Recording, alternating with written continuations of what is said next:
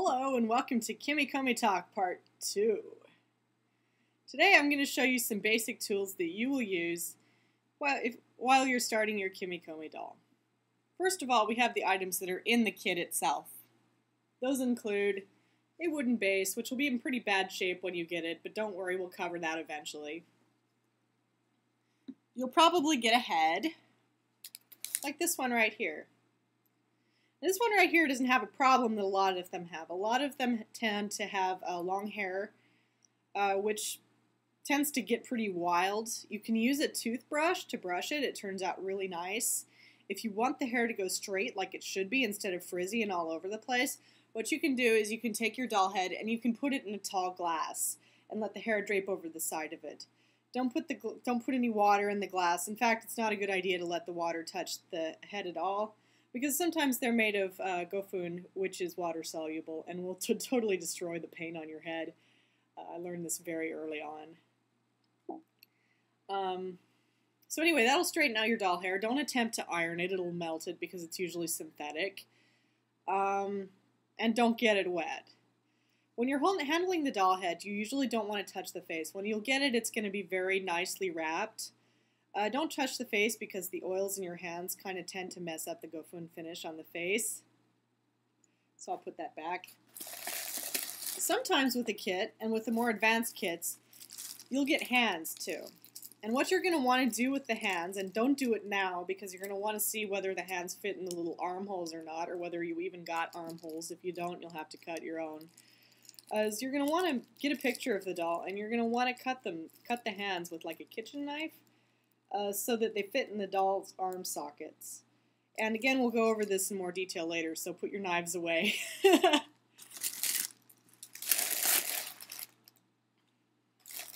doll kit will also come with some fabric. Some companies give you more fabric than others.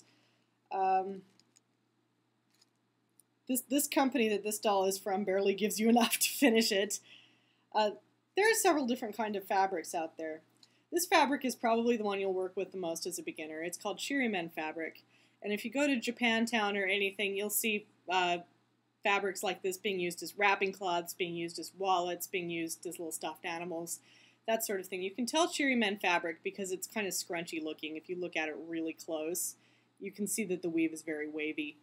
Shirimen fabric is actually quite cheap as far as fabric goes, so the cheaper dolls will have Kimekomi. It's also very easy to work with because it's stretchy. And the patterns on it tend to be very vivid. Another type of fabric that you could get, especially if you're working on a more advanced doll, is kinran.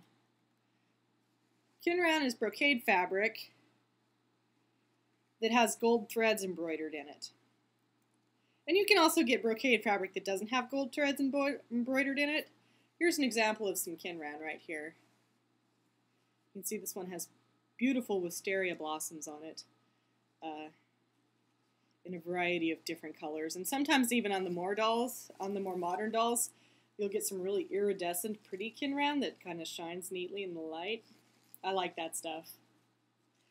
And sometimes you'll get some paper thick type of cloth.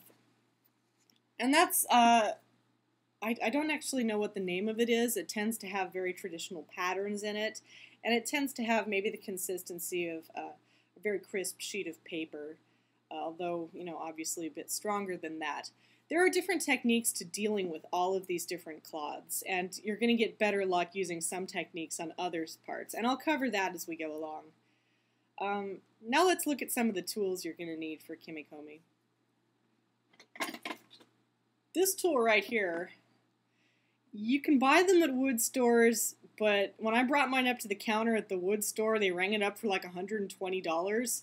And I was like, no way, I'm not going to pay that. So I actually ordered it from a Kimekomi company in Japan, and it's the same file. I think it cost me 12 bucks. But this file is used for hollowing out the area for the neck. Now, this doll is kind of a special case. She has a weird neck. Usually the necks will just be straight tubes. And you're going to want to hollow this out enough that the head will go straight in. And I'll cover that later, but usually this nice broad file is very good for doing necks. It's very good for wearing down just enough wood powder, enough of the compo to stick the neck in. Another tool that I often use is this thing right here. And it's not in the general canon of tools. I just got this at Home Depot. It's a little skinny file. And this one I use for hollowing out armholes with. And usually what you'll do is you'll make a little hole right here. And then you'll stick this in it and just work it away until the arm actually fits in the socket. Again, we'll get to this later, so, you know, put away your file and stop ruining your doll. There's some other things that are pretty necessary. This I got from a doll company in Japan, although you can buy a normal pair of like nail clipping scissors that will work pretty well too. This is made for Kimekomi. It's a bit longer than normal nail scissors, and it's also a bit sharper. This thing is pretty indispensable. I'm pretty happy that I got this instead of just nail clippers, and you can probably find them online somewhere. And I can put up some sites later that you can find some of these items on. On to general tools next.